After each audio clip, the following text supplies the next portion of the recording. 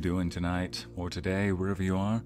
My name is Icy Narrates, also known as Helix, and this is a nice, relaxing stream. How's everybody doing for now? A question for those who aren't VTubers. Well, I guess I can't answer that then, Mackenzie. Gotcha, a little stream off to the side is working. Good to know. All right then. Hey there, buddy. How you doing? Okay, so big news over for Clan Icy back at my house. One of my nephews just turned 7 over the weekend. So that was a nice little thingy. That was a nice little party. A thingy. Got to enjoy a nice little birthday party for the nephew. Gotta say, I kind of miss those days a little bit when birthdays were a bigger deal. And yet I don't miss them, but it's nostalgic. Hey Ariel, Navilis, Siamese, how you doing? Hi Selfie. And I'm doing well, how are you? Greetings, Jen. Hello, Mackenzie. Good evening, Amity. I hope you're doing well too. Hey, Luna. I've got a message about later on this weekend, before I post any schedules. Yep, for collab. I'll message you, Luna. Hey, Jan. That was aimed at Thor, not me. Well, I guess I know who runs this channel yet again. Hey, Kaylee. Noni. Is it Nani or Noni? Estabrook? Or Nani Estabrook? Oh. Yep, little nephew turned 7. He's... again, oddly enough though, maybe it's because it's flu season coming back, they actually sent me home with the rest of his Oreo cake. Like, here's the deal. To my knowledge, you keep the birthday cake, right? The birthday cake goes in the fridge, and that's one of the little joys that you have for the rest of the day, or for the rest of the week. Well, I mean, there was only a little bit left, and like less than a quarter of the cake left. And both his parents, that being my brother and his wife, and my parents, so the nephew's grandparents, were like, do you want it? Like, the cake? I'm like, yeah, I'll take a slice for the road. He goes, well, no, I mean, we're going to toss it if nobody wants it. I'm like, no, nobody wants it? You mean like even the nephew doesn't want it? Like, well, he does, but it's flu season. He's got some symptoms like stuffy nose and all that, and I think they might be leaving for like the next week. So they sent me home.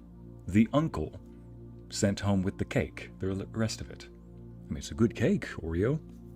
It's like one of those Oreo chocolate cakes with a little bit of whipped topping on top. Gotcha, it's Noni. Ah, okay. Okay, Noni. Good to know. And it's your birthday too. Happy birthday, Noni. Hello, Afro Queen. Good to hear you too. Hey, chat. Let's sing happy birthday for Noni. Okay, ready? 1, 2, 3. I'll get it started. Happy to you. Wow. Boy, that I don't even know what to call that. Happy birthday to you. Okay, it's the thought that counts. It's like when somebody botches the... Ay. I feel like I just did the literary equivalent to when somebody bakes you something but doesn't complete it. They don't cook it all the way. It's like, it's the thought that counts, right? Right? Like, we'll go with that. Friendly reminder to get your flu shots. I'll just get sick, Luna. Or rather, I just won't. One of those stubborn people. Let's see, happy birthday. There we go. We got chat singing happy birthday. Nice, sir. Shut up. That was an attempt, Amity. All right. Happy birthday to you. Happy birthday to you. Happy birthday, dear Noni. Happy birthday to you. Any other birthdays going to be happening this week? I'm not much of a fan of cake, but I still eat it. If it was ice cream cake, yo, that's my jam. Oh yeah, good news, Ariel. There was ice cream with the cake. The funny thing about my nephew's dad, so my oldest brother, he really likes ice cream. He's a bit of a dessert guy, but ice cream is his jam. It's his straight to his heart. But he's more of a fruit ice cream, and his second son, the nephew in question, wanted like a vanilla and chocolate, so not really fruit ice creams. Maybe that's why they did that. The flavor of cake sounds delicious. Yes, I'm a fiend for them Oreo cakes, you know? There's Oreo chocolate cakes. I know it's pretty basic, but hey, sometimes basic is good. There was an attempt. There was, Hamity. Who doesn't love ice cream? Good question, Jen. But as I always say, there are some people who just don't like happiness. So I wouldn't be surprised if somebody doesn't like cake either, or ice cream. Ariel said she doesn't like cake unless it's ice cream cake. Got red velvet cake and cupcakes. Noni, I don't know why, but red velvet, like, I'm not wild about it, but there's something fascinating about it to me. It just draws me toward it.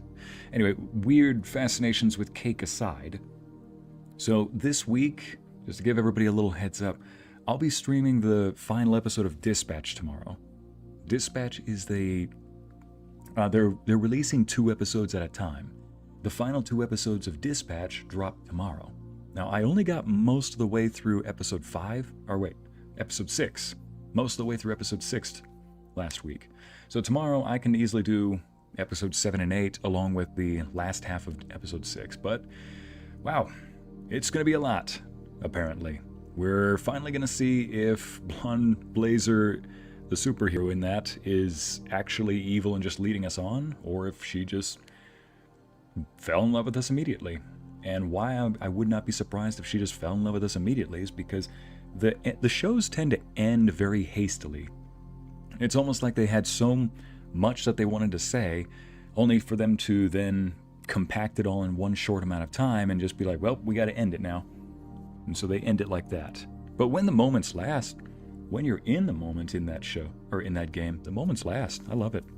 After Dispatch, though, I'm hoping to do a certain collaboration with somebody. If not, I can do it next week. I was deferred to a game that is apparently perfect for November, they say. I asked, how is it so? Has anybody heard of the game Crimson Snow? That's the name of it, the game. Anna's video says I'll probably be fashionably late to the stream tomorrow. Better than povertly late tomorrow. It's like me with paying rent sometimes. I'm not a fan, but I wanted something different. I always do yellow or strawberry cake. I see. That's admirable. Gotta do something different there, Anna. I like the way you think. Hello, Corky. Let's see, I've heard the name of the game. Not sure what it is, Ariel. Okay, that's a nope. Doesn't ring a bell. Currently eating leftover frosting. Crimson Snow. Haven't heard of that since Markiplier. Oh, so he has played it. Good to know. Note to self, don't watch his stream. I want it to be a surprise. I've seen little bits and pieces here and there.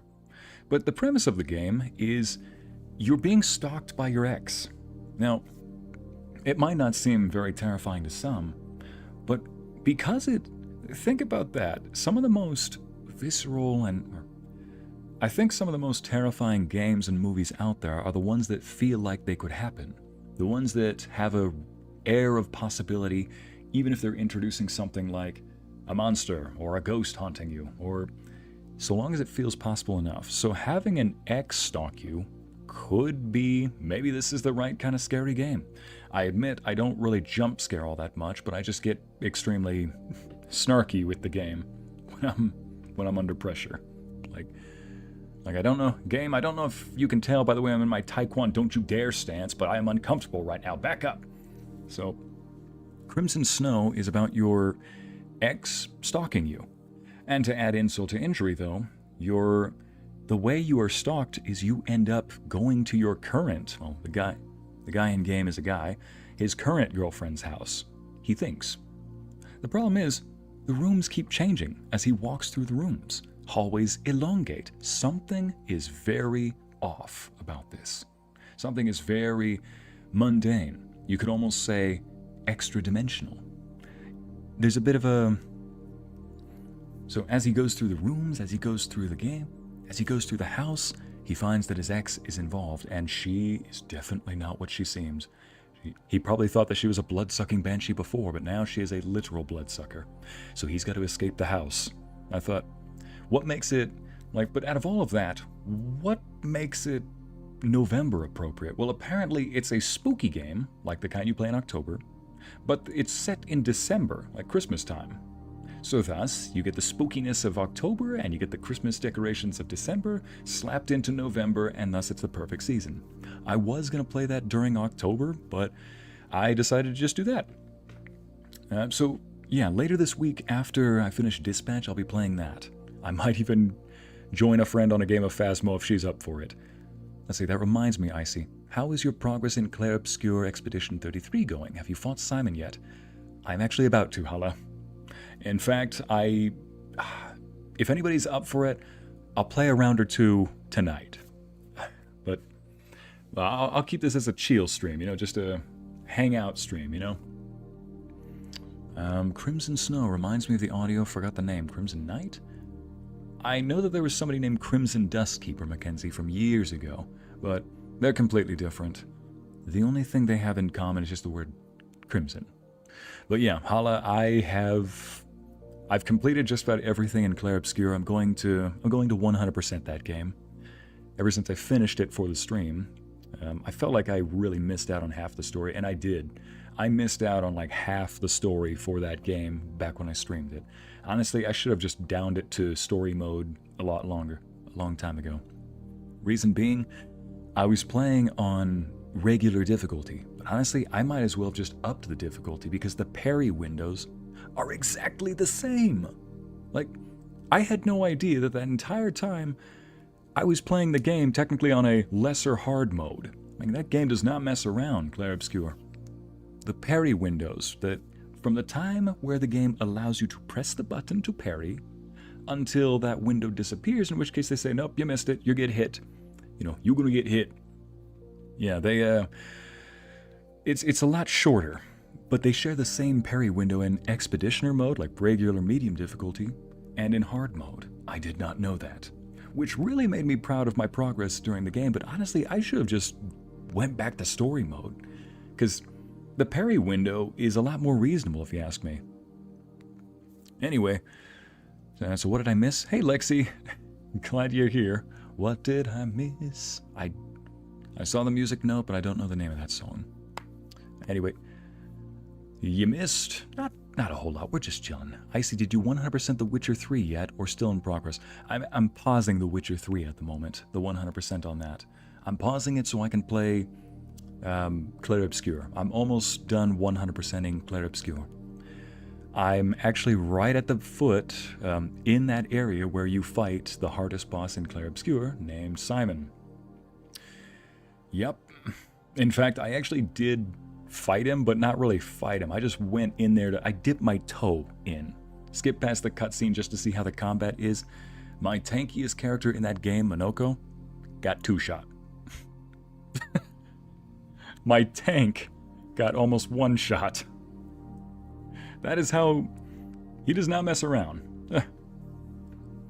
I beat him in 6 minutes. Still don't know how I did it, but yeah, he was tough. Oh yeah, Hala, he don't mess around. Simon.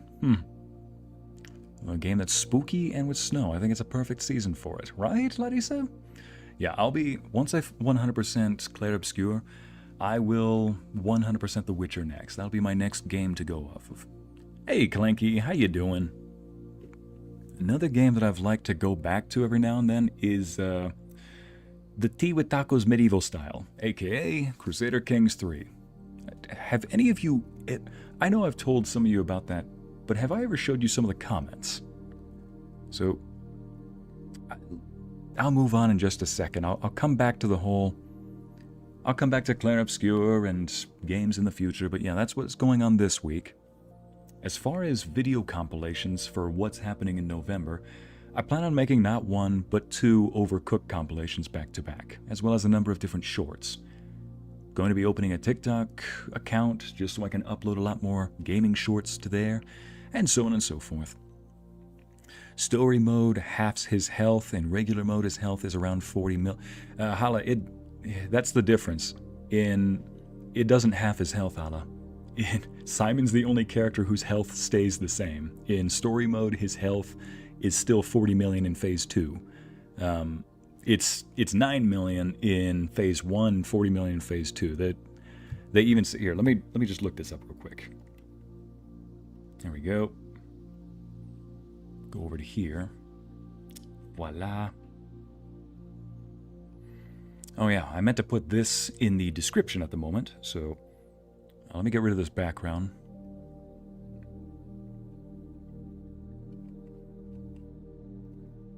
There we go. So now, I meant to go... If you really want to check this out, they only have 21 subscribers at the moment. Really good channel. Moonlit Furry Treehouse is what it's called. Anyway, let me go to this one.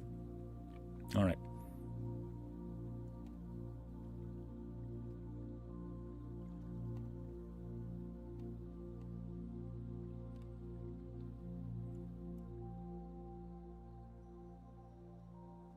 There we go. Alright, so let's just look this up real quick. So, Expedition 33. How much health does Simon have in Phase 1 and 2?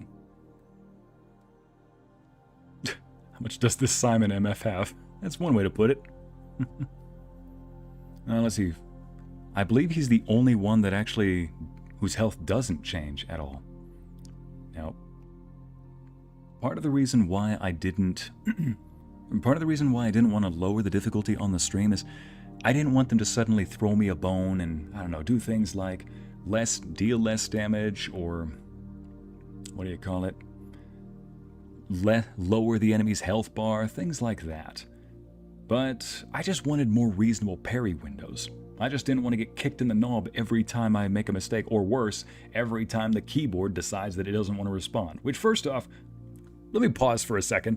Every time I mentioned that the keyboard is having a weird day, and I got a brand new keyboard to try and resolve that, and it didn't resolve anything, I said there were some days where I would press the parry button or the dodge button, and the character would just stand stock still, not move.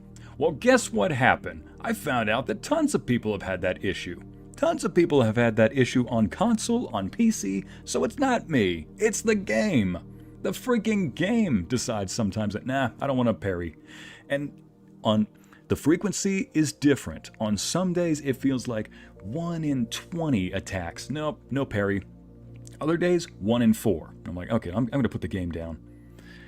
Vindication. I feel very vindicated knowing that now. And knowing that I did that on basically expert difficulty, but with less HP for all the enemies, I feel like I accomplished something in that game. Let's see, I need a prince or knight for my story, and Helix is perfect. For what, Noni? What?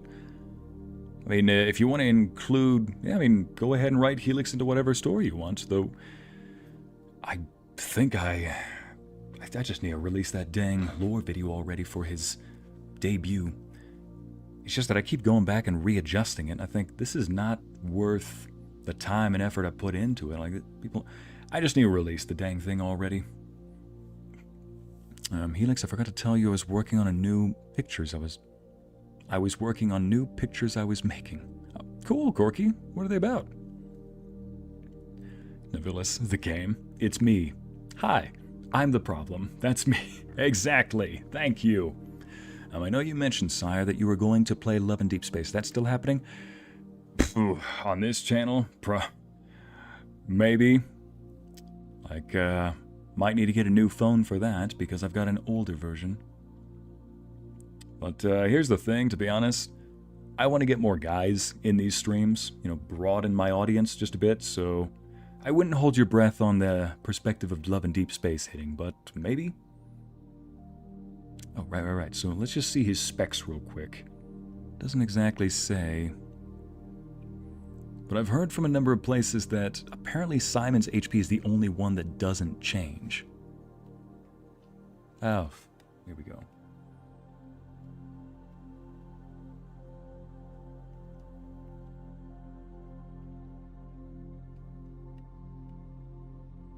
Boy, I'm trying to go backwards and this thing is just... Okay, fine. Let me do it this way. Fextra life, you find a new way to Fextra us over. Okay, Simon, how much HP?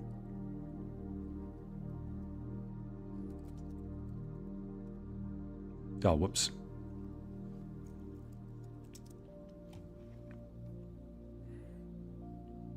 Yeah, 45 million in Phase 2, but Let's see. Oh, that's an AI one. The AI sometimes botches answers like that. Here we go. 48 million HP. Can you please confirm the health of Simon in Phase 2? I've dealt over 1 million damage. Boy, I've dealt 17 million damage to him in one swing. Trust me when I say he eats it and doesn't care. But I'm unable to even reduce his HP by half. Additionally, his light speed attack is exceptionally formidable. Yes, it is, but that's why we love him. People asking for his HP and giving the most random off-topic responses. 50 million is the respected amount that I was able to confirm with a legit source. Could you post the source? Phase 1 is 9 million, Phase 2 is around 45 million. Thank you. It's about 45 million, not total. So yeah, I'm trying to remember where it was, but I found a source from some time ago where somebody said, you know, out of all the bosses that you fight, I want to say that some bosses, their health doesn't change, but Simon's is the only one where his health does not change at all. And that's probably because of the phases during the fight. Anyway. And close that. Oh. We can go ahead and close that for now. All right.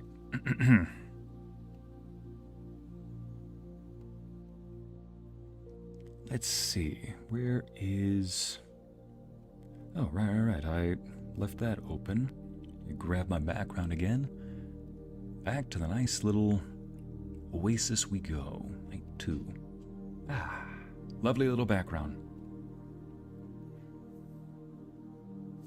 That's a lot of stat info. Too bad I'm just winging it, Lexi. You can technically play Love in Deep Space on your computer. My Android can use Samsung Dex, and I can access my phone on my computer. Interesting. I've looked at some things that say, can you access it on your computer? And there was way too much technical know-how that I cared to look into. Some of it, again, requires that you are able to stream something from your phone and project it onto the computer. But basically, anything I looked at, it just said, nah, your Pixel 8 is too old. It can't use this streaming software from your phone to your computer. Plus, my phone's battery sucks now. It's like it became an iPhone all of a sudden, and it dies within the same day. So, if I try to do that, I guarantee my phone will melt if I try to run that game. And I'm not exactly too...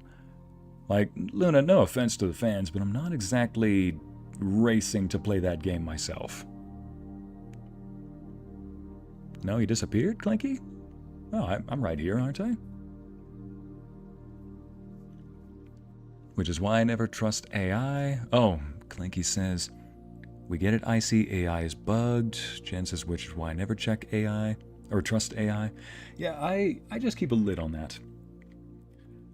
Funny enough, I have a brother-in-law who's an artist, and quick question, chat. What do you think what are artists' opinions of AI, generally speaking?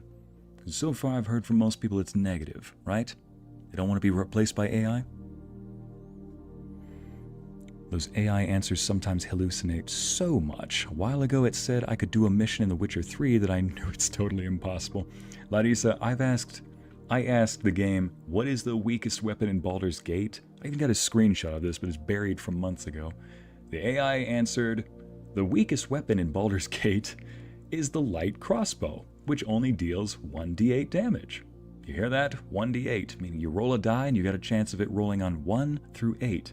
And it says, it doesn't deal as much damage as, and lists a few, the dagger, or like the dagger or the club, which deal 1d4. Like, you literally just said 2 of the weakest answers, and then said that the light crossbow doesn't deal as much? Hang on a second. I feel like I'm dealing with a creature that can't count. My battery sucks now, and it basically became an iPhone crying an old iPhone. Listen, Larissa, that's just that's how the cookie crumbles, okay? All I remember is back when I had an iPhone, they kept on dying after a year. The battery would be great, and then the next year after that, dead. And apparently that was by design, until I got the XL, which is still kicking to this day, funny enough. I know I can easily drain my phone battery just by playing other mobile games. It's a curse, Nobilis. It really is. You know, Mobile phones and mobile games try to do way too much when you're probably just better off just doing it on a computer. It's for people who are on the go. I just watch the content from other streamers that play Live in Deep Space. It's funny seeing their reactions. Alright, Ariel. Yeah, maybe one day I'll try to do it, you know? You uploaded one of your crochet plushies for a mock-up of a flyer and it's cursed. Why? Navilis. Why cursed? And his videos, no artist likes AI. Seen too many comments and they're all negative when it comes to AI. Exactly, that's how I thought. Except, I had a talk with him, and we both agreed that AI really is going to be the future. You can run from it, you can try to avoid it, but it's going to happen. Now, it's not, I personally don't think it's going to be as popular as people might think. I still think that it's going to be like a pendulum, where we're currently in the pendulum's wide swing, where it's in that phase of, I'm going to try to replace everything I can, until corporate CEOs start to realize that they're easily replaceable according to the AI, in which case now they're backpedaling. And then it swings in the opposite direction. People don't want it as much anymore. Then it swings backwards. And notice when you swing a heavy object, like the pendulum, it never swings in the same amount when it returns. It eventually levels out and gets somewhere in the middle. So why I bring this up is because my brother-in-law, who's an artist that runs all of our D&D campaigns, showed us some pictures of models that he just printed out using AI. And we asked him, wait, all of that is AI? He goes, yep. He said, well, why didn't you have a couple of artists do it for you? He goes, some of them were not willing, because none of them were willing to print out or design a giant orangutan model for me. Interesting. Basically, the long and short of it is treat AI like an assistant, not like a replacement. And I'm trying to incorporate AI into my editing. But what I want to do is say, hey, AI, here is my editing style. Can you do that? Can you learn that? Can you copy that? And I'll let you know how that's going. Currently, I've got one that helps me out with my audios. I tell it to pick out the best takes when I'm recording. And it cuts the time by like 1/10, except for today. I give it like a 90% accuracy though. So, Monserrat says it's a tool, not a one-size-fits-all. It feeds from the work of other professions, so it's not a replacement. Exactly, Monserrat. It needs to be used with discretion by people that can apply a filter to the results. Yeah, see, it's not a replacement. You can never truly replace the creative instinct of an artist. That includes people like writers, designers, and so on. And AI is meant to help those same writers, not replace them. Writers, artists, it's an assistant. And he's an artist that uses it for inspiration. My gosh, the number of times I've sent an AI picture to an artist I'm commissioning saying, do this. Might just ask, why not just use the AI generated image? I'm like, cause it's soulless. If I showed you some of the pictures I've generated from AI, they look soulless. They look like they are staring through your eyes and admiring what your innards look like. They look like they're trying to picture your skin being peeled from you. It's like, I want that color and I want that design, but can I put it on something that actually looks like it's alive? Not that kind of alive? I say, just understand that what it learns, AI gives to other people. It depends on the software you're using, Lexi. Yeah, if I'm on, for example, Adobe Premiere, yeah, it's going to upload that to Adobe's cloud system. If I download a program and then teach it, well, it depends who I communicate with. But I can see what you're saying, though. It gives to other people. But at the same time, Lexi, I'm constantly evolving my way of editing, which means the AI won't be able to pick that up at all times. I'm not going to have it edit all of my videos. I'm going to have it edit a lot, but I still want to add my own little tidbits here and there. I'm even trying to get AI that pick out shorts in a video compilation from a stream. So far, it's still learning, and a lot of the shorts are trash, but they're at least good for pointing out the good points in a video. Some of them just lack context. Talking about shorts here. I found an AI to pick out shorts for me, like create them and all of that, using streams, like past streams. Problem is, I'm fully willing to look at my audios or my streams and think, am I just bad? But no, in this case, the AI video would pick out a good moment, but it would get rid of some of the context. Or it'd just have the AI-generated text at the bottom of the screen. Some of you have seen in my video compilations that I like to have the text follow somebody's, like hover above somebody's head and follow them around like it's a chat box in a game. So I want to say, hey, can you do that instead? You know, it brings it to life more. Let's see, careful, there are lots of artists that feel hurt when someone gives them an AI reference. I'll just say cry about it. Not in a bad way. I mean, like, crying is a good way to get it out of your system. I would not feel bad about that. Lexi, if somebody has access to AI and they're giving it to you and saying, here's the reference for the general shape, what they're saying is, I could get this weird machine to do this job for me, but I want you to do it because you can actually do it well. AI can do the job, but you can do the job perfect. I would not consider that an insult. I would consider that a compliment. But if it does hurt, I'd say, let the feelings process. Cry if you have to, go to the gym, go for a jog, but at the end of the day, you're doing them a bigger favor than AI could ever do. As an artist, especially trying to get out there in the world in the future, AI should be used as an assistant, not the main source of creating. Only humans can make art, simple as that. Well, exactly. And really, only humans can, so far, get that new creative spark. Not all, you're not bad. Okay, Corky. How good is Crusader Kings 3, by the way? Because I have it rotting in my library for years, but never actually played it. I'll get to some cursed comments along those lines in a second, Rollo. Let me just go over some of these comments. I've used AI in my workplace to come up once in a while, a lesson idea. Let me reread that. I have used AI in my workplace to come up once in a while. Lesson for idea I have and want to use with my students. There you go, Nicholas. Helps you out. I'm no artist, and I cannot edit a simple thumbnail to save my life. Oh, Luna, no worries. It do be like that. Let's see. Cry in the shower, Clinky. Yeah, cry in the shower. Exactly. Oh, man. Hey, Earth Empress, welcome. You know, Hala, funny you mentioned Crusader Kings. I've told the chat a bit about this game. Does anybody know The Sims? The game The Sims? Any of them? I can wait. Let me just get a little drink of this.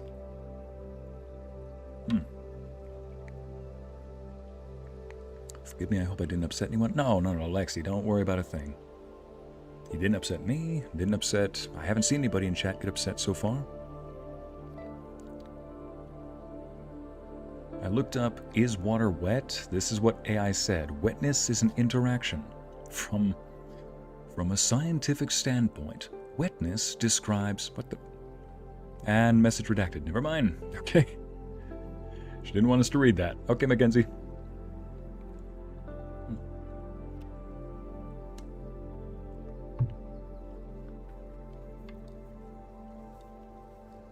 Let's see now. Full confession, I've used AI-generated thumbnails for my streams. Oh, it's very obvious, Luna.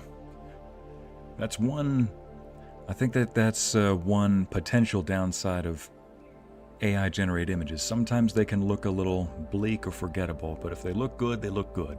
But they definitely look like AI thumbnails. I wouldn't worry too much about it, Luna, because you've also used some pretty good ones too, like your Fields of Mystery thumbnails. They look adorable. Yes, you've heard of The Sims. I've heard of that game. Okay, so there's some people who've heard of it, and some people who've played it. And Amity says, oh gosh, that game, The Sims, with a laugh emoji. Ah, yes. Clanky, you know about The Sims. Okay. Ariel, you played the OG version. Right, so if you don't know about The Sims, and if you don't know, then you probably know that The Sims is a game about getting a group of random people that don't know how to speak proper English and slapping them into a apartment complex, a house, who knows what, and then watching them go about their day-to-day lives and occasionally drown in the pool. Now, Where does Crusader Kings come into all this? Well, it's a bit like The Sims, where you're controlling a person, but you get to take direct action. Little prompts will come up, and they want you to make decisions. But your character in the Crusader Kings can grow old. As in, they start out young, every year in-game goes by in like a minute. So if a minute goes by in a year, roughly, I think it's 2 minutes if you go at the normal speed. So let's say 1 year in-game is 2 minutes long. Well, your character could be a young man or a young woman at one point and then grow old within less than an hour. And at that point, once your character dies, you then play as the next person in your dynasty, your son or daughter, your heir. Crusader Kings 3 is a game where you get to play as a dynasty, always playing as the head of the house. Where does the wackiness come into play? Some of the decisions that you can make have very questionable results, and some of the random encounters you have very WTF moments. But I think the crown of all Crusader Kings madness comes from not the game, not the coding, not the mechanics, but the players themselves. What do I mean? Let me just go to this real quick.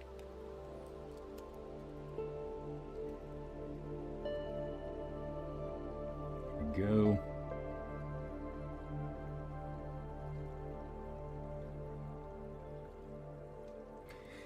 Let me just make sure that I can grab this.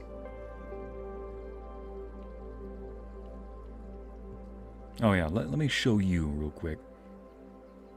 Grab this, get rid of the background.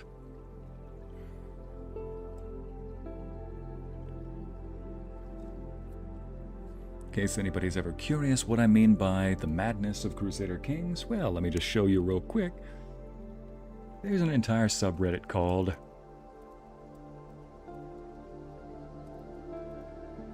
I kid you not.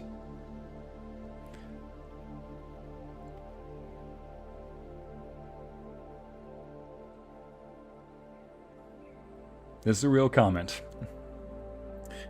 To explain what they mean, your character in-game, sometimes when you've created a new heir that is perfect, they have all the leadership skills you want, and your old character is kind of getting old and decrepit, well, your heir, the new player that you're going to play as, can sometimes get very stressed out and start developing bad habits, including becoming a drunkard, so they're not fun, or they're kind of fun with other people, but they're horrible with money, or they start developing rakish traits, meaning they start visiting brothels too much. So some people, instead of just abdicating because they don't have that option, will try to kill their character. Other comments include, oh boy, what's this one? Help, I love my husband but need to murder his entire family? What the f... What kind of comment is... I'm blowing up my volume. Here we go. What kind of comment is this? Ay. This is what I mean. This is Crusader Kings right here. I need to murder his entire family. Why? Probably because they're rivals. Hello, what's this one? Your festival, the conclusion? Festival has concluded. Every guest gains 20 opinion of Doryu. I don't know what this one is. I kidnapped the Son of Heaven. How do I overthrow him? Let me just tell you, if you're like me and you've occasionally opened up Reddit only to see a title that's something like, how do I kill all the Christians? I'm like, I beg your pardon? And then you realize, oh, they're talking about Crusader Kings. Okay.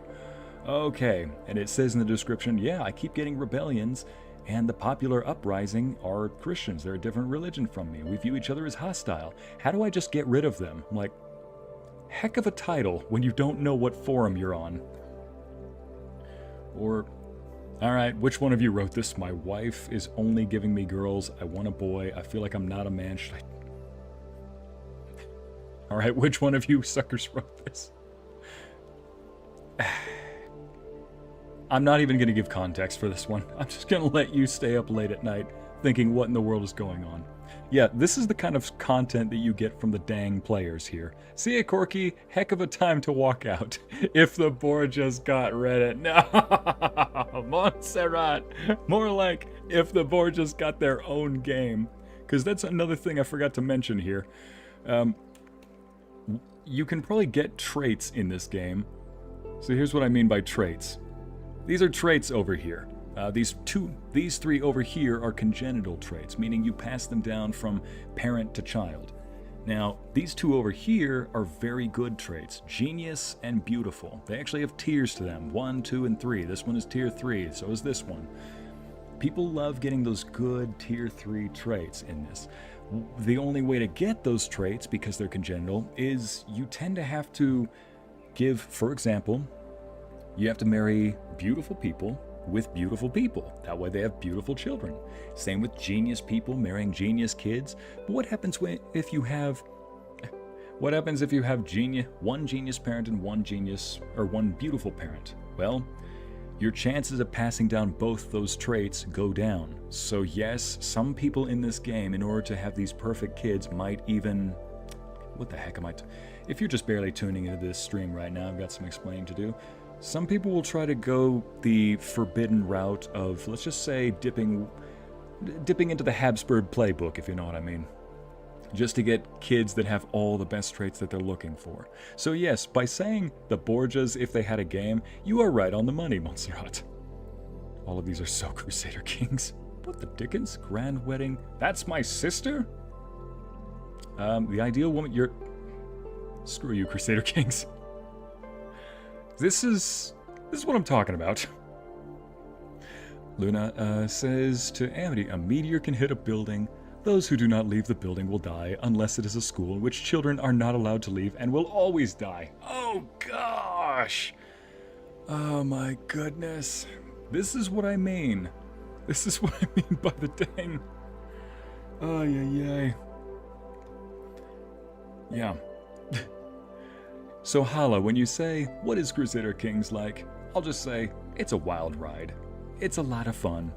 But boy, can you get some cursed events. I will also say though, you can get some amazing stories. I once had a character who was a lord over a castle, and a woman came from the Far East. I think I told this story during an Assassin's Creed stream. Anyway, I'll give you the watered down version. I want to hear some tea real quick. Spoiler alert, it's Crusader Kings tea.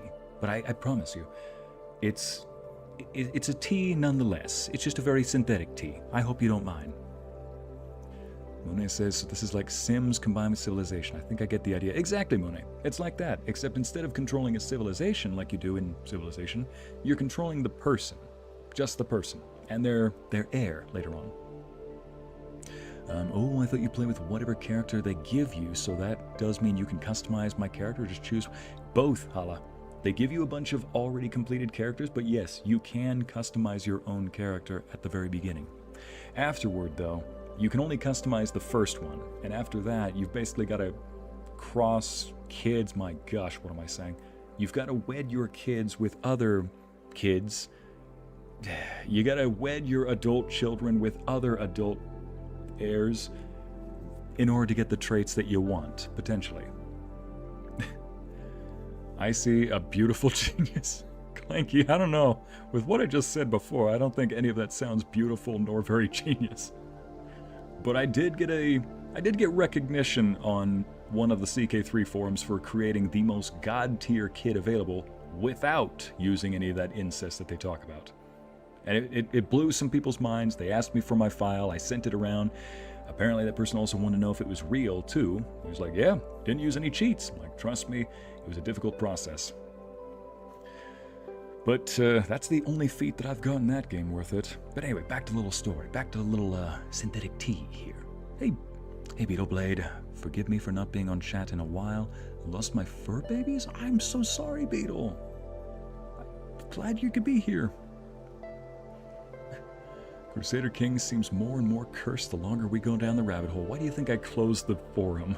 Why do you think I had to close that? Larissa says, Crusader Kings equals, I had an amazing realm dinner, but someone murdered a bird out of nowhere and the mood got heavy. That's another event. Yep. Larissa got to play a little bit of Crusader Kings. She hosted a feast, and out of nowhere, one of her guests decided to... One of her guests got pranked because they served cooked peacocks, but one of the peacocks was not cooked, it was still alive. Peacock then scares the guest, who then promptly rips the peacock's head off, and everybody suddenly looked at it like, what just happened? Yeah, so heck of a time. Like, you get a lot of stories like that. That's the charm of Crusader Kings. I had a Lord of the Realm and a woman from the Far East, so basically as far as China, I think it was, comes to his doorstep. Bear in mind, he's all the way over in Scandinavia. I think it was. I think it was like southern Denmark, or it doesn't matter. She traveled far. She needed a home. She would offer her services if needs be. I look at her skills. She's a physician, and a very talented one at that. So I think, let's go with it. Well, my character had the Herculean trait, so he's really muscular like Hercules. He also had the beautiful, handsome trait, tier 3, which made him very popular in the court. What that also meant is that in Crusader Kings, other characters can try to romance you. See, in normal games, you get a list of characters that you can romance, and you try to pick one to romance. In Crusader Kings, other characters romance you. And it's really nice because some of them might give you gifts. Some of them might take you to good places and give you benefits. Others might embarrass you and fail in their attempts to try to seduce you. Others just try to seduce you for a one-night stand, and oopsie daisy, you got a kid that you're now keeping a secret because both of your prestiges will be in jeopardy. Well, anyway, in this case, a doctor shows up to his court. I really need one. I think, yes, let's hire her. Fast forward, and my character's wife dies. Unfortunately, the wife dies under mysterious circumstances. I don't know about this, but apparently mysterious circumstances is the game's way of saying she got murdered. You don't know how, though. But my character gets overwhelmed by stress. Stress is a very important feature in the game. Stress management is your way of... It's tied to just like real life. Too much stress, your character could die or get sick or take other health penalties. But you can also develop good habits. One of those habits is a confider. You can confide your personal stories to other people, losing stress and gaining a friend. Well, one of these friends was that physician that I took in. That physician in this story later on buys a dog for my character, and it's a very good boy. He wasn't black like Thor, but he had brown fur, but he looked like a German shepherd, so I named him Thorson, Thor's son. Anyway, the dog protects him one time. He goes for walks with the dog. He almost lost the dog at one point. The dog ran away. And yes, your dog can die in this game, potentially.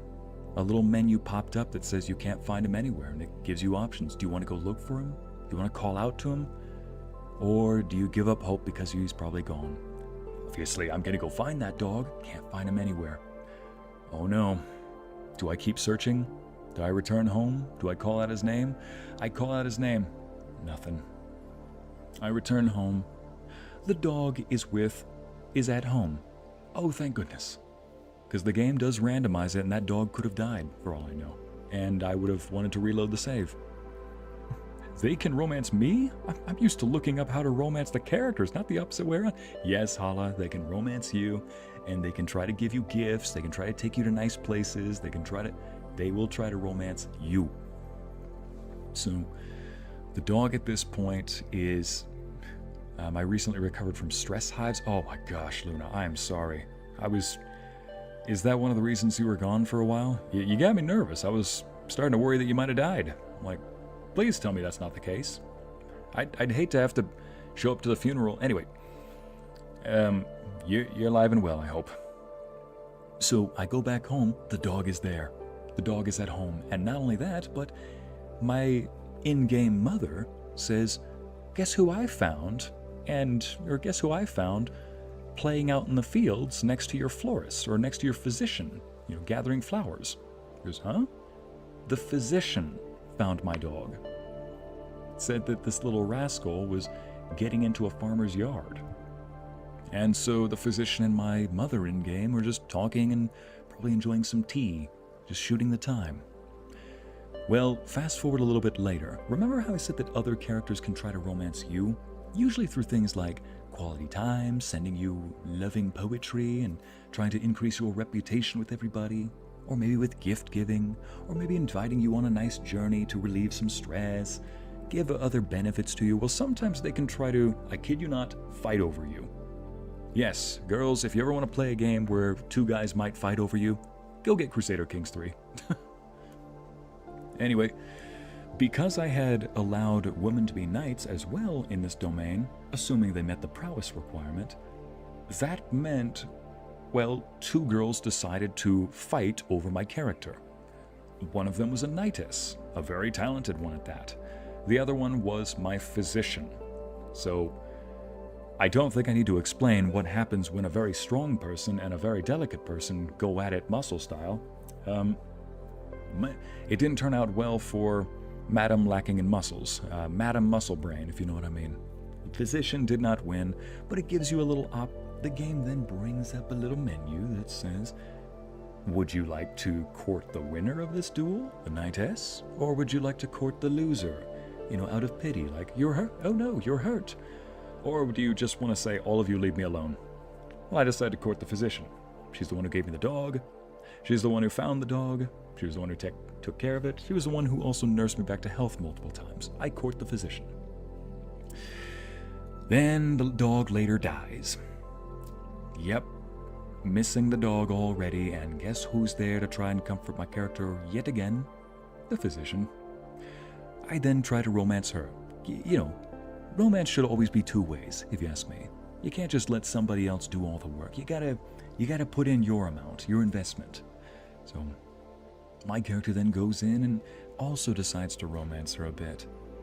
And suddenly, my character in-game suddenly hears a call for help, off in the distance. He follows it, and it's the housing quarters of the physician. Somebody has a knife and is trying to stab her.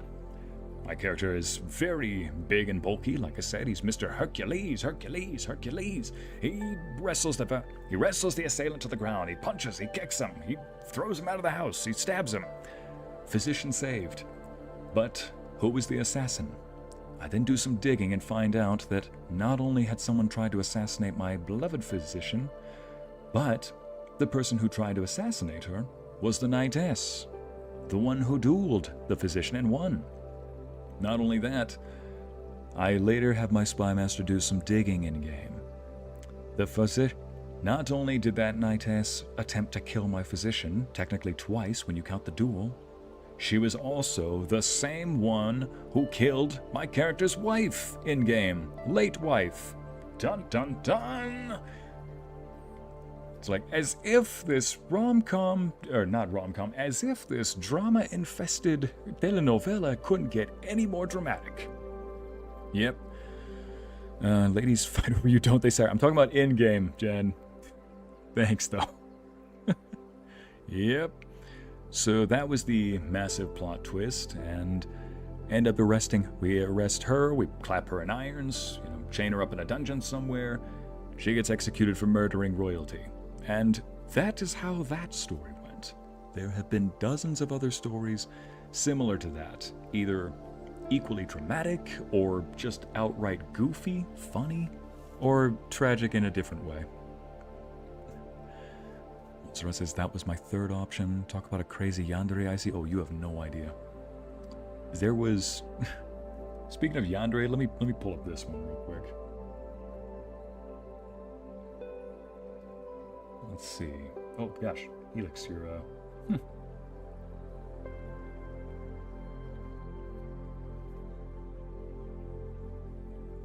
Yeah, let's see.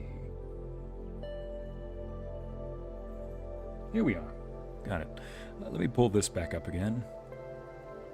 Oh, I think that might have actually been her, too. Yep, this was her. Marry the doctor, get free healthcare. This was the character in question. And, yeah. Zero prowess, no fighting capability.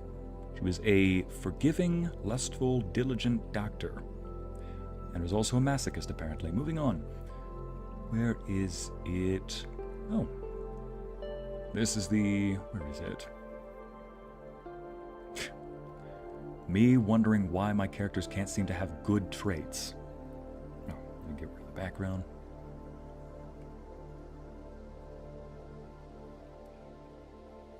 It's like,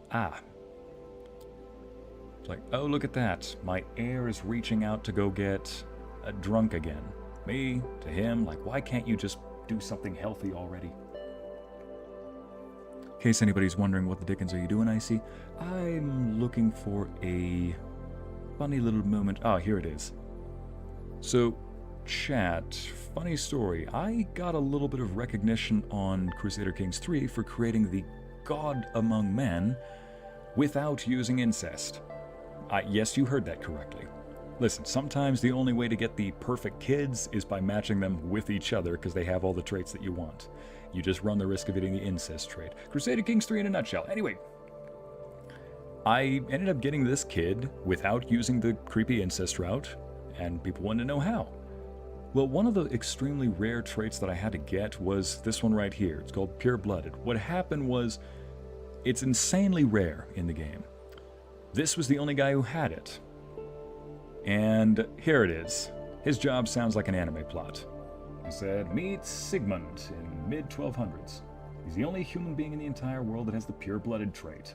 I've since set him up with all sorts of women around my court, trying to get the trait into circulation, gross. So that I can have it ready for a future ruler that reforges the Roman Empire. Then it dawned on me. My court is full of... Anyway, it's full of top-tier congenital traits. My current ruler, 4 kids.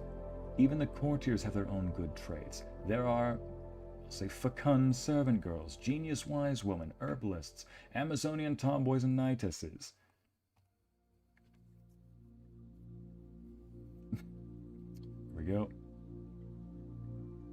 Knighesses, princesses, queens, a freaking empress. This guy's sole job is to get with as many of them as possible and bear pure-blooded children. What in the world did I just type? I'm very glad that I kept at least some of my sanity enough to type that. Never mind, that's not even the weirdest thing in this subreddit, and the kids' education and university expenses will be covered by me. For F's sake, I hired a royal prostitute. This guy's entire job was to just get with a bunch of kids, or get with a bunch of people, and bear kids with that one trait that he has. Update, he freaking left! I originally drafted this days ago. This guy just took my oldest daughter, my spy master, their 5 kids, 3 of which have that trait that I'm looking for, and they just dipped. He's a baron now in some random castle over in Hungary. Man just pulled the biggest pump and dump in history, and now I have to explain to 11 kids how long it takes for a dad to go pick up milk. Yeah, this guy. And it gets even more insane when Mr. Anime over here dies. So I can't even go try to invite him back to my court. What did he die from? Tumultuous gut brought on by rich food. The man literally ate himself to death. I know this is some of the strangest thing I've ever talked about on this channel, but not the strangest. Basically, this guy just got to live... Whatever challenge it was, this man won. Exactly what I said right here. Even in death, he's still trolling me. Once again, this man won the game. Like, imagine if that was your job in life, where they just said, hey, go bear very strong children. Don't worry, education, all that is paid for, taken care of by me. You don't even need to work a day in your life. You just need to work your magic at night, so to say. We'll take care of everything. It just sounds like an anime plot. Either an anime plot or a YA novel, a very strange YA novel. I'm getting distracted while making arroz. Wait, what does that say? Jen says, I'm getting distracted while making arroz con leche, so I might not be responding. No problem. Montserrat, not the Targaryen treatment, no. Chat, would you believe me if I told you that there's actually a Targaryen mod? So, in case anybody's thinking about getting it, Crusader Kings 3 actually has a Game of Thrones mod on it. So yes, you could play as any of the Lannisters, Targaryens, the Baratheons, any of them. And here's what's strange enough. It fits so seamlessly with that. Helix, I swear these out-of-context screenshots are like those awful ads YouTube spam all the time. Ah, oh no. I know what ads you're talking about. Dear gosh, the rabbit holes we dig into during these chatting streams, I'm too tired for this, Sylvie. Oh, yeah, I feel like I almost want to bring up the Simon fight just to distract people. You built the man a rear palace? Yep. I forgot about that, Lexi. I built the man a rear palace. Yeah, moving back to that story in-game about the man who had a trait, a really rare congenital trait that I needed, but it can only be passed down from parent to child. Well, that guy did not have to work a day in his life. He was exempt from any kind of military service. I exempted him from taxes just to make sure that he could stay, have some incentive to stay. He was saddled with a bunch of beautiful women trying to get that congenital trait into circulation, make it a little bit more common.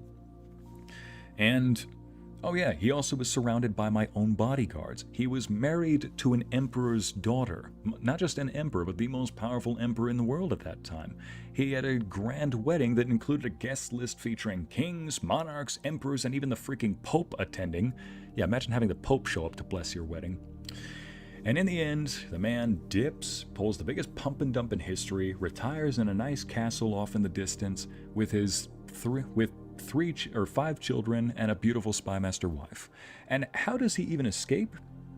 Well, that guy apparently was being stalked by one of my knights in the court. She leaves, or I'm paraphrasing a lot right now. This is the emergent storytelling. He had arrived. I'll just leave it at that. Guy runs away, and he runs away with my spymaster. Me filling in the blanks, what I say is that the guy could not escape that female knight who clearly wanted kids with him. My daughter in-game, the spymaster, helps him sneak away, and the two of them run off and develop a little romance of their own. Aww. There is nothing more dramatic than this. What a story to listen to while driving home from work. Oh yes, Luna, don't roll your windows down. Nobody will understand. Is there anything this game doesn't have? Morals? Oh wait, no, it does. If you want to have that. Oh man. Targaryen mod? No, get out of here. Bonk, bonk, bonk. No, Amity, it's okay. You don't have to indulge in the disgusting stuff. The game will also try to be weird with you on its own. Holy cow, Icy, this is some story. It's not even the craziest story. I had one in that same dynasty with the congenital traits that I was trying to get early in a previous episode of that game. I had an emperor who I expected him to die when he was like 60. Bear in mind, your characters can die as early as 50 of old age. But he had so many good traits that he lived to be as old as 98 years old. When he was in his 70s, I had a character whose daughter became a queen. They call it a crusader queen. What happens is at the end of a crusade, if you contributed enough effort into that crusade, you can have a family member be a beneficiary. So when that crusade forms a new crusader kingdom or queendom, your child can be the king or queen. Because I had contributed the most, my daughter became the queen of Galicia, I think it is, in Spain.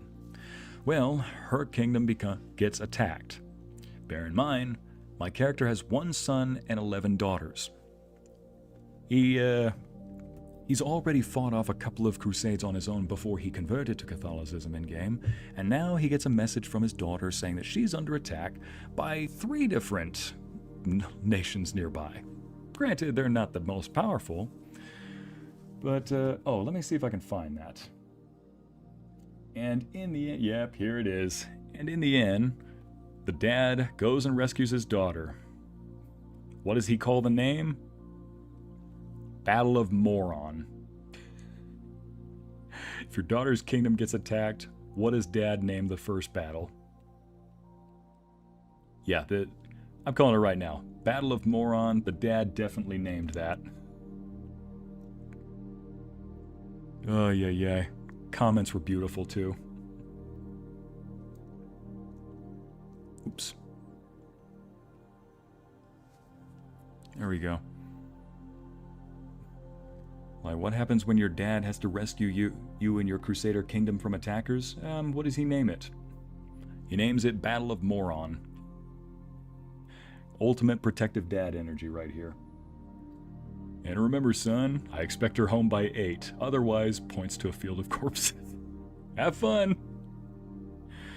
Yeah. Basically, I made the character who had the ultimate dad energy. Here's Emperor. Here's Sire say Emperor. Wrong lever! Nonsense. I got promoted. Stop saying pumps.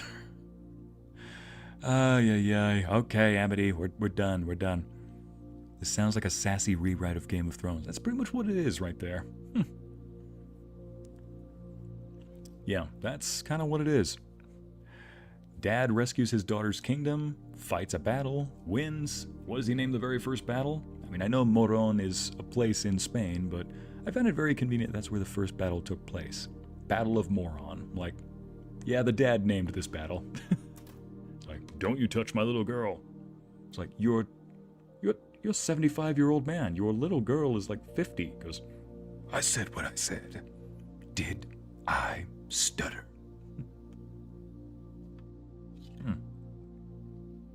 Glad I'm wearing headphones while walking around the apartment.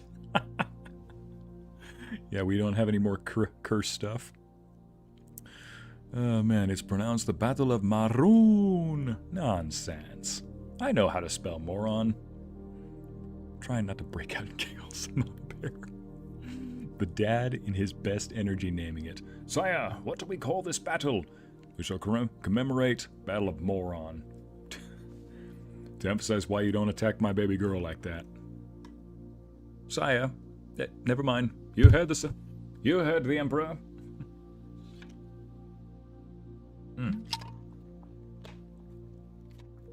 Let's see.